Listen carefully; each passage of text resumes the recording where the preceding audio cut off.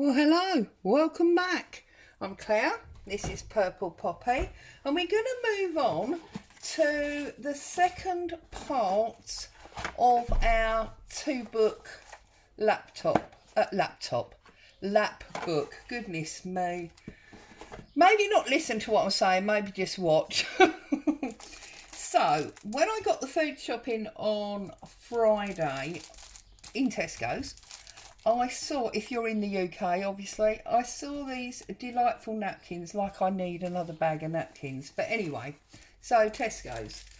And I haven't got many bird items. I'm always on the lookout for bird books. So that just really sung to me.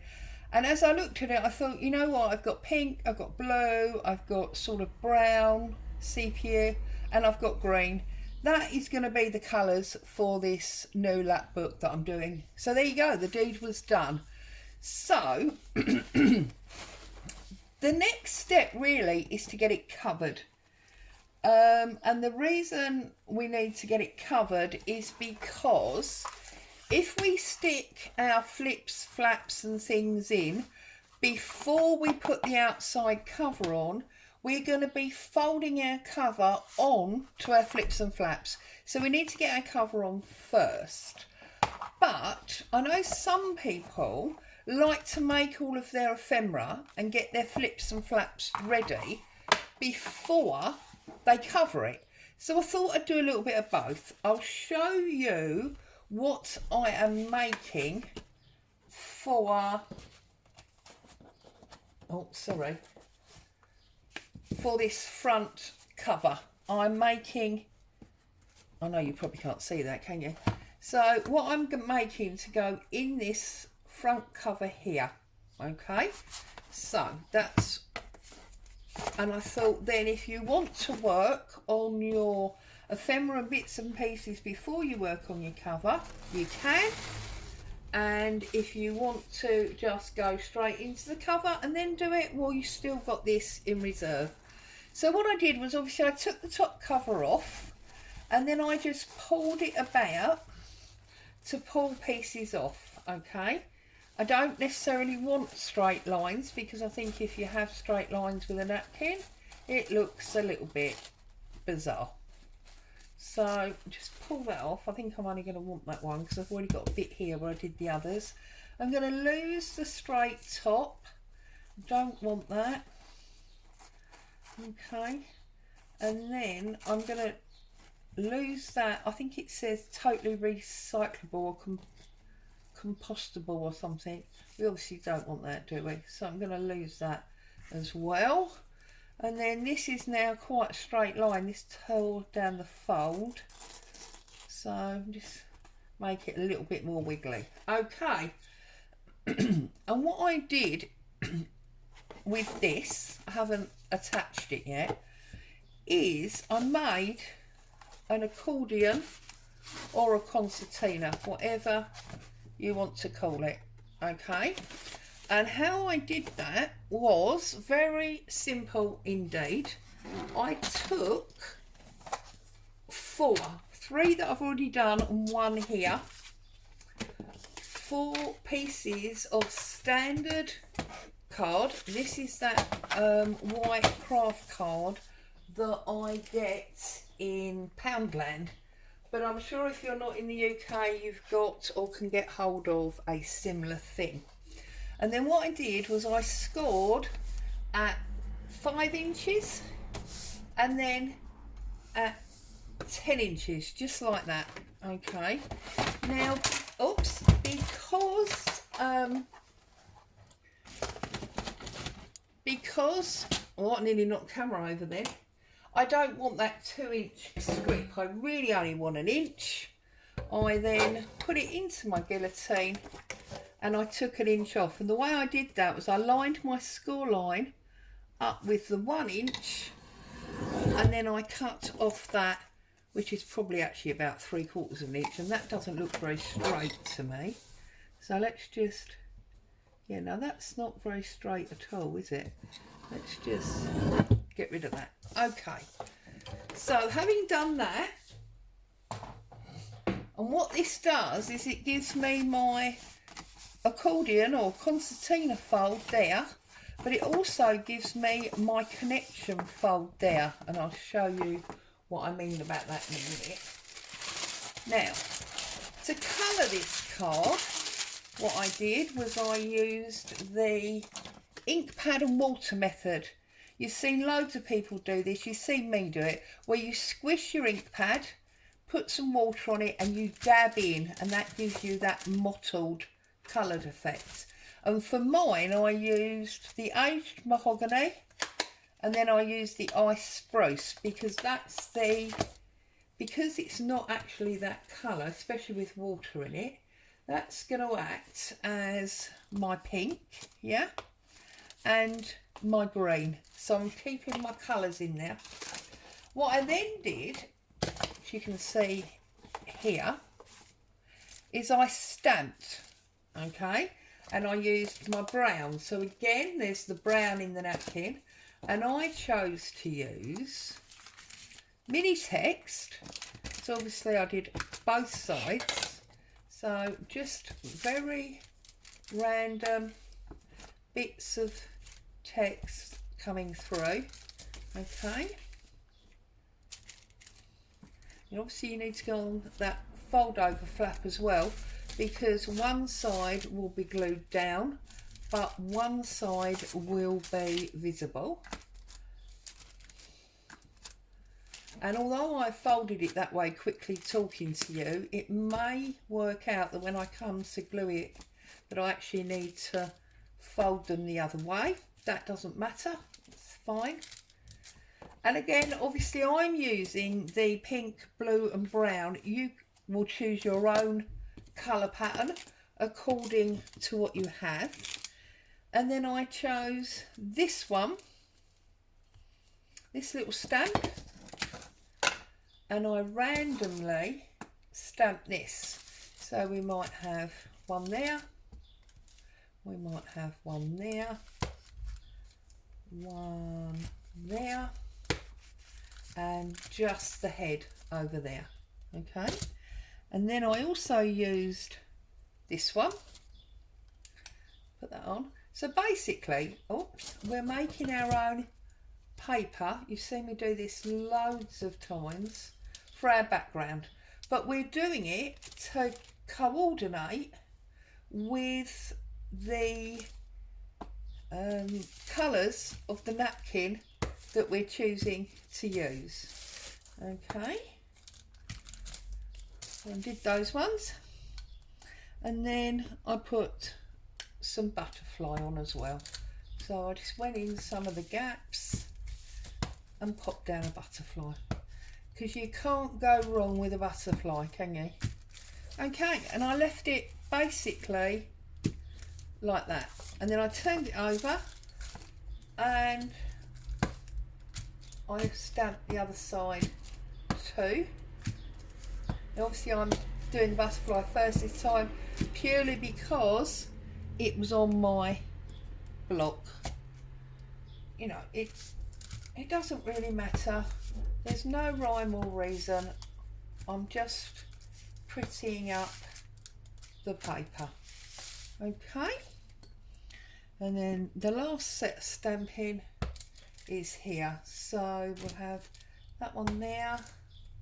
We'll have that one up there. That one there. And then maybe that one across the top there, like that. Okay. And the reason that I've used the archival, yes, I wanted the brown because of my napkin, but I wanted the archival because it's not going to be activated by water. And obviously I am using gel medium. Well, not obviously, I am using gel medium, put a little bit in my tray to put on my napkin. Now I like gel medium for two reasons. One, I feel it dries better than Mod Podge or PVA, and two, it feels like it creases up the paper less, you know, the napkin paper. You do need to make sure you are nice and liberal with your gel medium, but you don't need, see, I'm just going to put that right down there like that. You don't need to overdo it, and you definitely don't need to overbrush. And with the gel medium and the napkin, you don't need to glue the under page first. You can just go straight on with your gel medium on the top, and it will soak through your napkin. Okay, and obviously we don't want too much brushing because we don't want to damage our napkin and have a problem. There you go. So that's that one. And then a little bit over this side, maybe like that.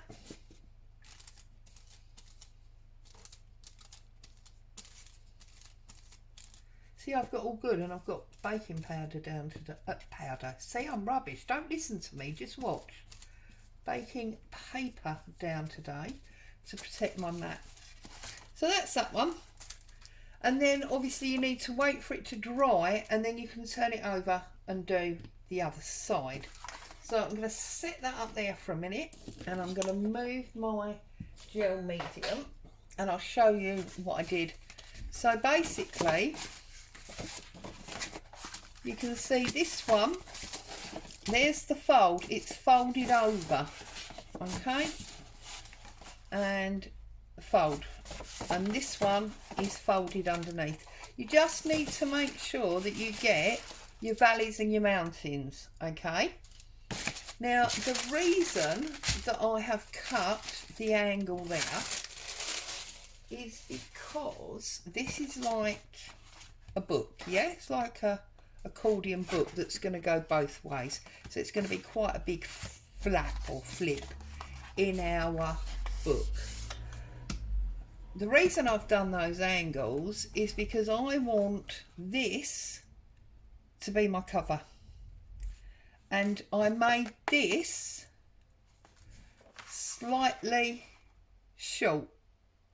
You can see it's slightly short of that, so we need to glue this onto here, okay. And if I do it that way, that's probably the best way for you to see. It's marginally too short. Now if you did what I did and it bothered you, then obviously you can trim a bit off there, but I'll be honest, it doesn't bother me that much, it really doesn't. So I'm going to put that under there so we don't get any glue on our other pieces. I'm gonna put plenty of glue on here. This is glue stick, yeah, but I'm gonna be gluing on top again, so it shouldn't be a problem. I'm gonna turn that over, make sure that I've got it central, and then glue that onto there. Okay, so that's glued nice and firm there. I'm going to put some paper on there, but what you can see now is that when the back page is glued down, so let's pretend that one's glued down, and I'm going to put a ribbon tie, which we'll do in the next one. We can lift our book cover and we can pull this out. Move my glue, that's not good, is it? We can pull this out, and we have got 1, 2, 3, 4, 5, 6 pages on that side, and then obviously it's not very pretty at the moment because we haven't finished covering it, but we've got 1, 2, 3, 4, 5 pages on this side, so that's a huge flap out. Now if you don't want it that big, then obviously don't use 4 pages, just use 2 or whatever. But I always think that the 4 covers, yeah, so we've got 1, hang on, let's get rid of that glue. Right, so we've got one cover, 2 covers, 3 covers, and 4 covers. I always feel they need something really special on them when you make a book like this. So I've done a list so that you can have a little think. Now obviously that's what I'm calling the 4 main areas. And when I did this one, okay, what I did was obviously I did all of this, and then on here I did like an interesting point and a clay, and this side matches it because there's another clay. And then on this side I've got the bag pocket, yeah, and also on this side I've got the bag pocket to match. You can do that if you want to. Obviously it's your book, you can do whatever you want, but I do think you should have something special. So I've put, you know, you might have a pocket envelope, you might have file pockets or side pockets, secret pockets, you know, where you lift something up and there's a hidden pocket like there is with that bag, because obviously you've got the tuck at the front and the pocket at the top. But for this one I am going to use this for there, okay? So we'll come back when it's dry next time and we'll get that stuck down and we'll work on the other main areas, okay? But you also need, especially if you want to be making your ephemera beforehand, you need to be thinking about what you want. Do you want an adjoining journal where you put maybe a spine or even one of those holes and an elastic?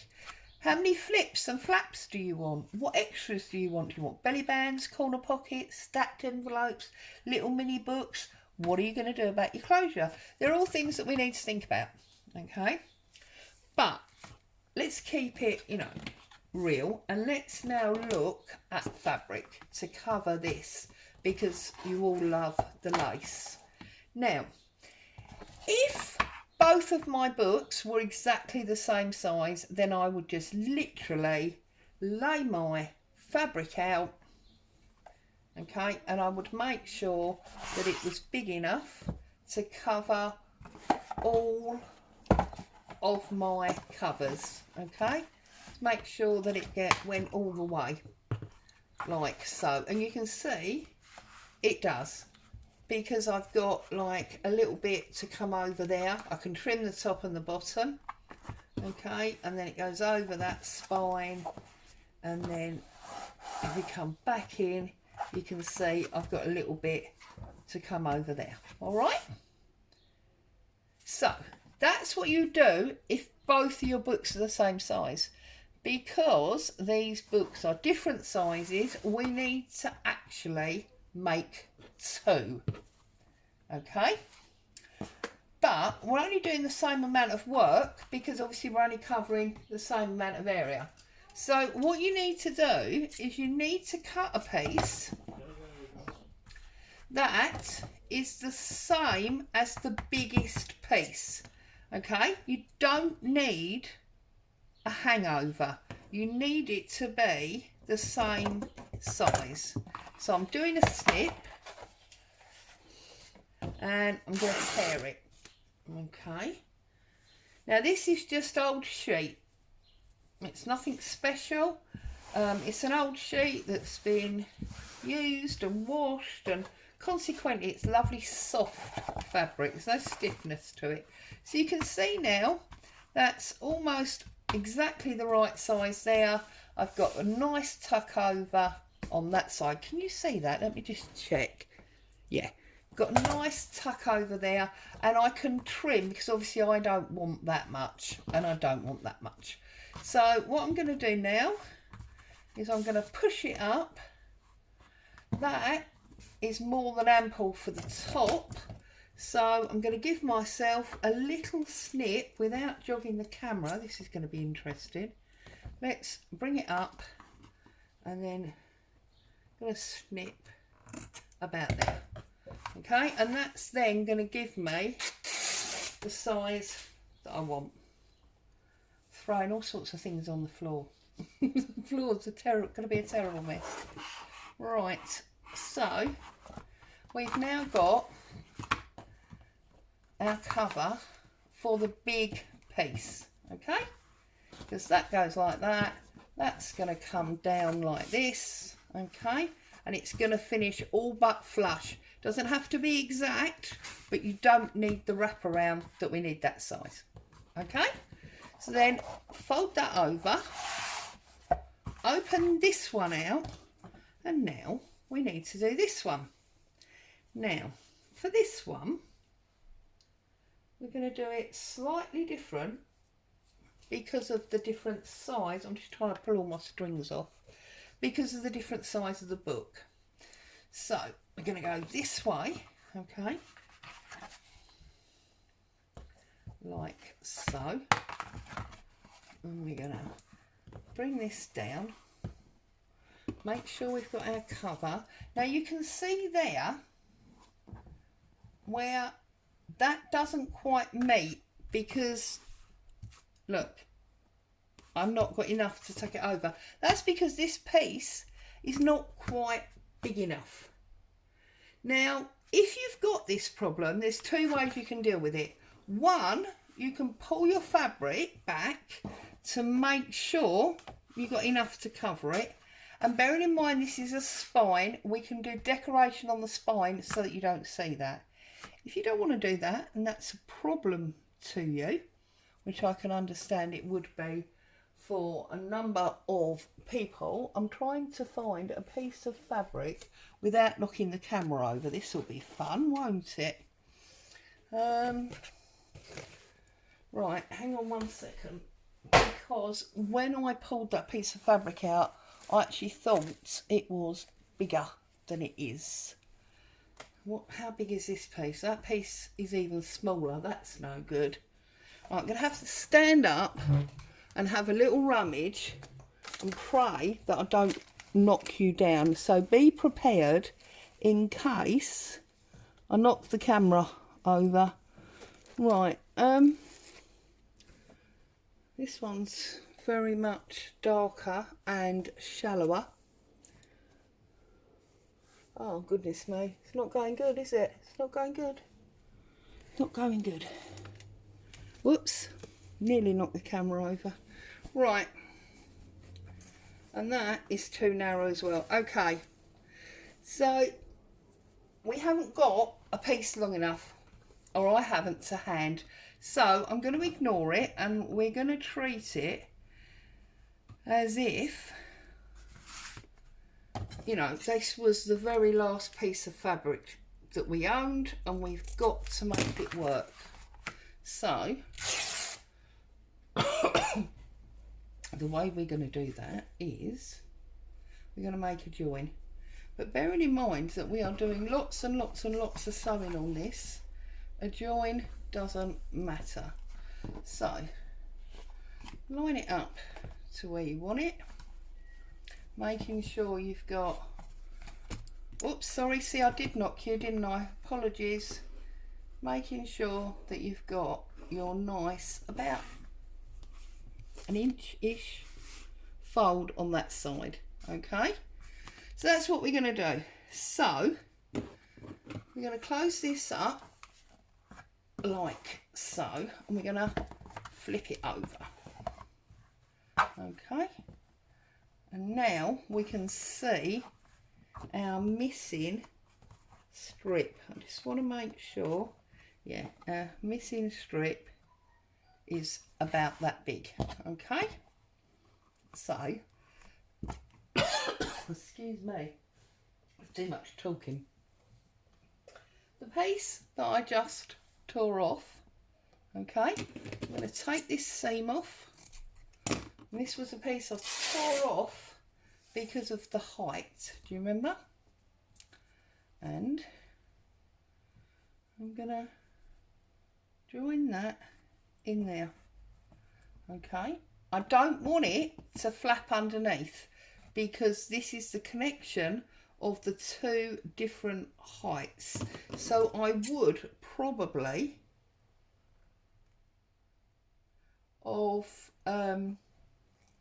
had to cut a T into here anyway, if that makes sense.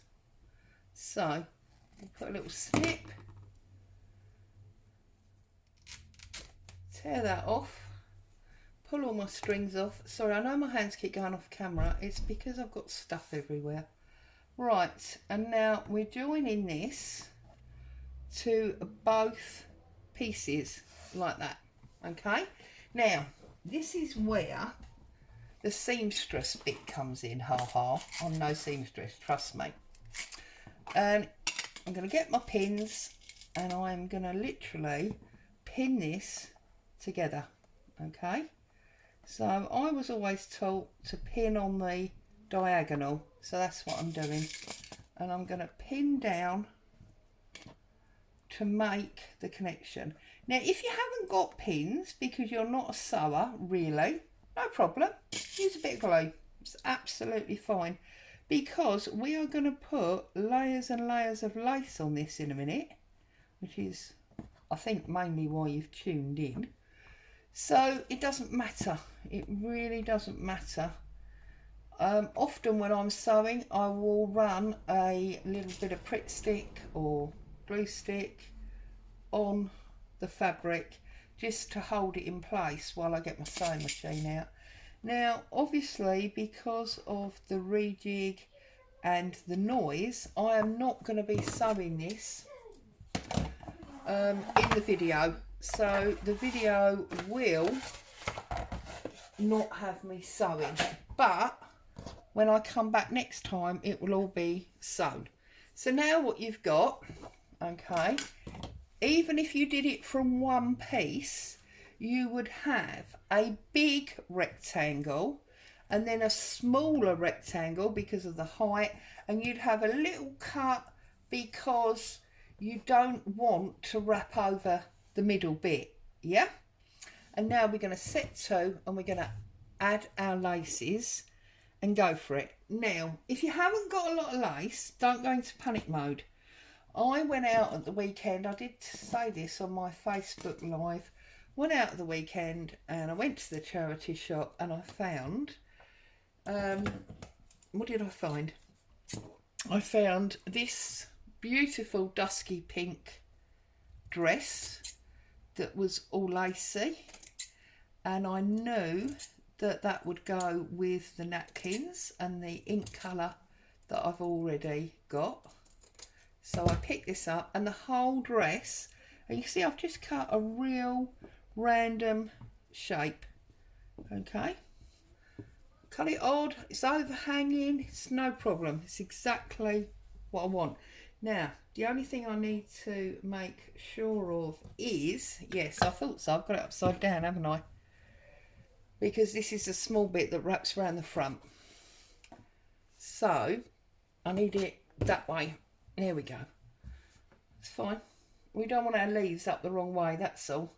And I got this pink lace dress for £3.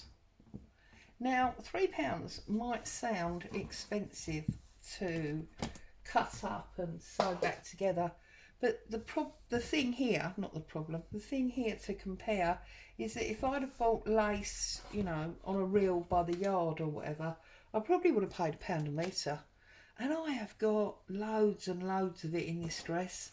I also bought a cream top. Actually, do you know what? I'm lying to you. Hubby bought for me because he was there and got his wallet out. So I also bought a cream top and a bronzy coloured lace dress. So I'm just cutting up random shapes and pieces, and you really do want it random. You don't want a uniform shape, which is where my wonky cutting comes into its own. Make sure you got the lace the right side up and facing, you know, the right way. So now I've got, and I know you probably can't see all of it, that is the problem on working on such a large thing, but it is, you know, it is what it is. And then I'm going to have another piece of this. So this is where you can use all your lace scraps, you can use, you know, your charity shop finds, whatever you've got. And it doesn't matter if you've got giant pieces or little tiny pieces. They will all come together. It's obviously home time for the children or something, they'll all come together to be fine.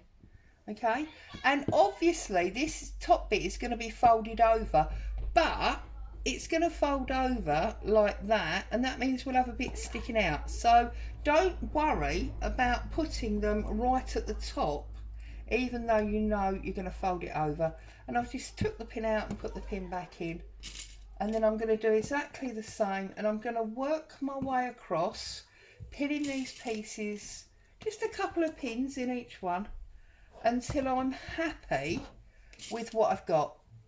And there will be 4 or 5 layers in some areas, there'll only be 1 layer in others. It just depends on how you put it together.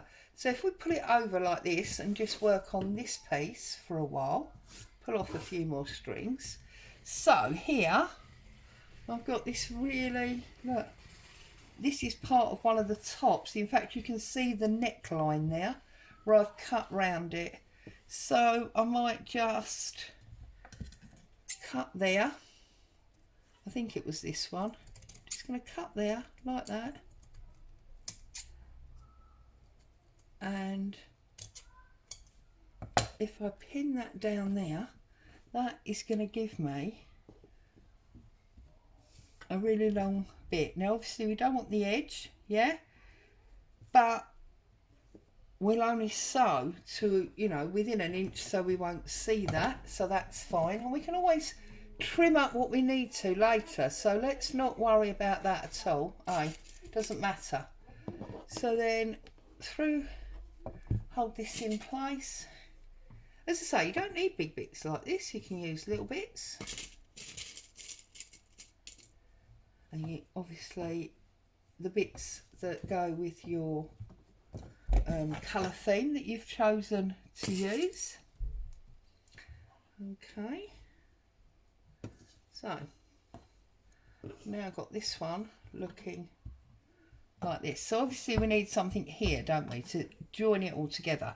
So if I pull in some of this bronzy coloured one, now this is a bit of a strip, so I don't want a straight line really, do I? So if I pick that over, it doesn't want to go over, and I slot this, is that the right way? No, it's upside down. Oh, hang on. Yeah. And I slot this in there like so, and I'm just pulling it back so that it's sitting behind this leaf, yeah? And then I'm going to pull it down a bit so it sits on that shape. You see it sits on the shape of that one. So then I'm just going to pin that there, and I'll put a pin in there. Okay, and a pin over here. Right, so now we need to look obviously at other areas and just keep going. You can go with big bits, small bits. Now I had a flower here. Where did that flower go? And I've got this beautiful, look at this.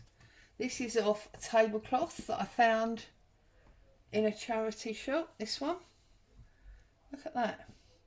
We might do that on the other corner.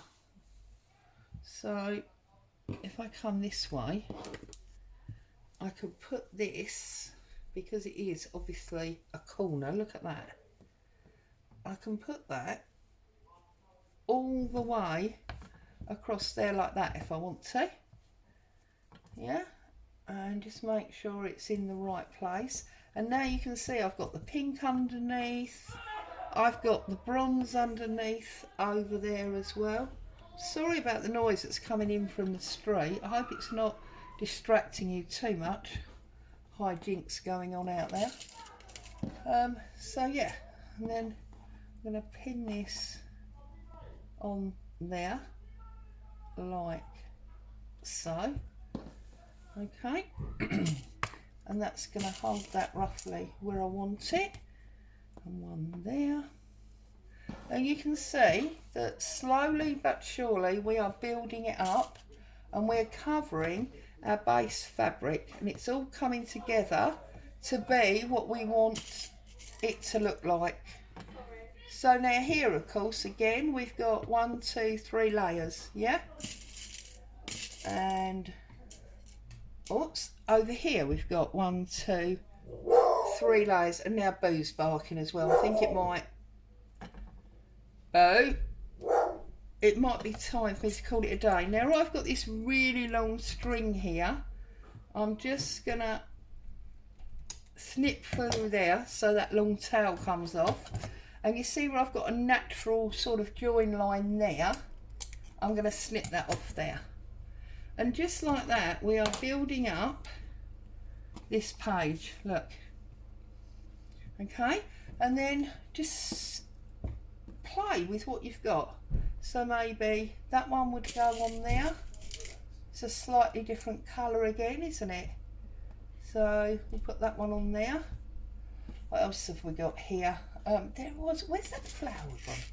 I want to find that flower. I know it's here because I saw it since I sat down with you. Get rid of that. There's the pink. I bet someone's shouting. I bet someone's seen it. You're all there it is. Look, put this big flower there. Maybe because it's been trimmed there. We could put that there like that as well. You see? So it's something else different. For me, the magic of this is the variance. Whoops. My pen's gone straight through. That's no good, is it? For me, the magic is in the variance. So you're better. I mean, I am using big pieces because I'm quite a lazy stitcher. But it's about having lots of different bits. And you see this bit, I've obviously cut off of one of them. But I'm not throwing it away. I'm still going to use it because it adds another brownie tone down there. And then I might have a bit more of this bronze up here, yeah? So if I unpin that pink and I peel that back, I can pop that in there, put my pink down, pin that there, like so. And as I say, if you don't want to pin it, that's fine. Just glue. Glue away, no problem at all. Right, I've got some catchy fingernails, which is not helping. Tuck it under that circle because I know I want that circle on the top. All right, that little sort of crochet circle. Now obviously we need something here. So I've got this odd bit of that. Do I maybe put that there? Like that? Oh, is it going the wrong way? It's going the wrong way. We'll put it there like that. So, again, another pin. And as I say, just keep going until you're happy. Once you're happy, you can take it to your sewing machine and sew it all together. Now I do know that I have 1 or 2 followers that don't use a sewing machine. No problem. You can definitely hand stitch this, or as I say, you can glue it. It's entirely up to you. I'm just gonna pop this bit of pinky Bordeaux glaze under there like that, just because it was there on the desk and I thought it'd look nice. There you go. So I'm gonna pop that through there like that. This one we definitely don't need, so I'm just going to trim that one off. And because I've got that Bordeaux glaze there, I want to make sure that I've got another piece here that I can take over onto my small front. And as much as that is obviously not in the right place, I'm just going to pin it on there to remind myself when I get there that I want a piece on that side as well. Okay. So obviously we're going to need to trim some of this, but we'll worry about that later on. Okay, what else have we got going on here? Oh, that's that. We don't want that. Oh no, we put one of them there, didn't we? So we don't necessarily want one there.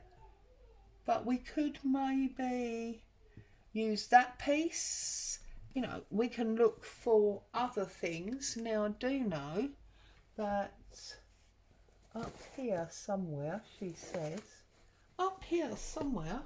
I don't know what I've done with it now, and I'm frightened of knocking the camera, but I've got some more flowery lace. I've also obviously got my, oh, can't get this out now. I've also got my lace box that's got all sorts of bits and pieces in it. Got some more broad yarn glaze here. This is not much of this left, but like that's a beautiful piece. So we might want to tuck that in somewhere. I'm going to add that to the pile. Just having a look if I've got any more sort of pinky blue bits. Not really in there, because I feel like they're sort of too dark blue, but that doesn't matter. Oh, I've got this creamy bit as well. It's golden cream, so we could maybe use, you know, a piece of that. I've also got some of this like vintage cotton, and just keep going basically until you are happy with what you have got. I'm just checking if I've got any more. Ah, here we go. Look, there's a little bit of that. So I've got these like rosettes. This is from an old tablecloth, crocheted tablecloth. But you can use anything for this. You can use old net curtains. See, and we can put that on there. You can use old net curtains, you can use lace clothing, pull the lace trim obviously off of dresses and shirts and things. Anything really, absolutely anything. And I've got this odd bit of, that's a bit of net curtain, but I quite like that. So if we cut round this flower like that, and don't be afraid to cut it up so it fits the shape that you want. Yeah, so where's my, got a pin in there, pull that pin out. Well, it seems like it's all gone quiet again now. What? Oh, see, I should have kept my mouth shut, shouldn't I? The minute I spoke. And that goes there, and I'm just going to put one in this side as well. Okay, right. So this side is nearly finished. There's a bit more of that. There is another one somewhere. I had it out this morning, so I know it's not too far away. I just don't quite know what I did with it.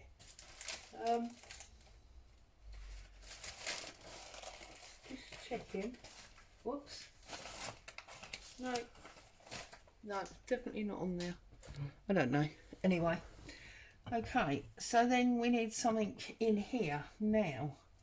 What about a piece of this? This is tulle knitting. Tulle, whatever. But we can put a big,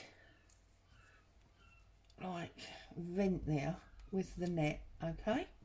So I'm going to call that, as it were, my last piece, apart from some embellishments, because this is all about texturing and layering, and obviously this is now a different texture with this net.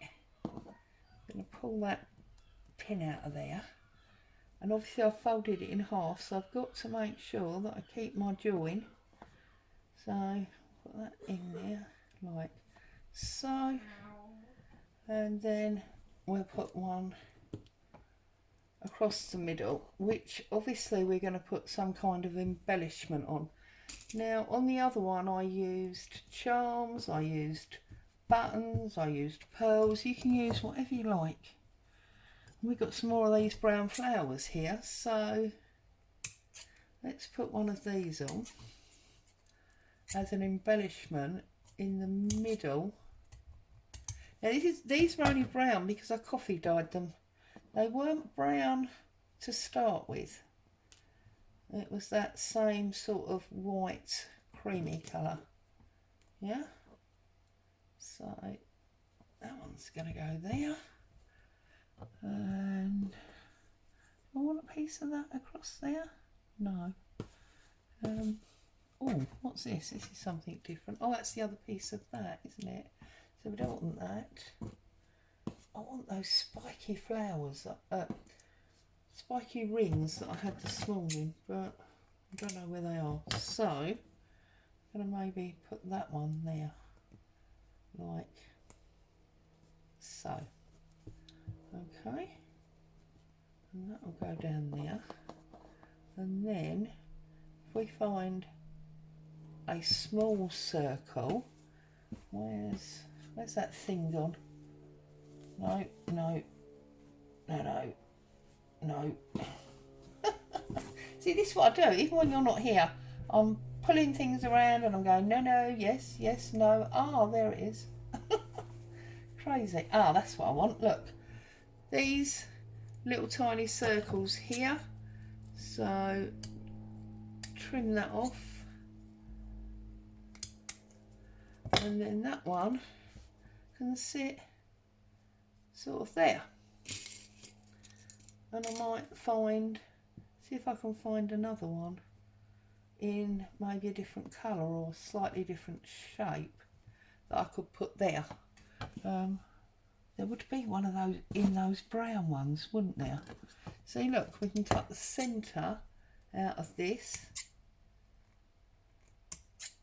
Slightly different, and it's a different colour, but it all adds and builds in, yeah?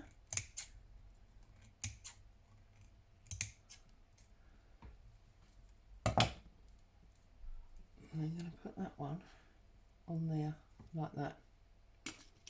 And that, for me, is now that piece of the cover completely done. I might add some embellishments, obviously, but as far as covering the background fabric, that's done. So all I would do now is fold that up, drag that over out the way, and start working on this one in exactly the same way. Now obviously that's just a repeat, so I'm not going to take your time up doing that. I'm going to leave you to play, and when I come back, I'm not sure when it will be yet, but when I come back I will have it all covered and all machine stitched, so you can see where it all sits. Yeah, sorry, I'm just thinking it would be quite nice to have that there. So there you go. I'm going to turn the camera off and carry on. I wish you all wonderful crafting times, and I'll be back with you very soon. Stay safe. Bye for now.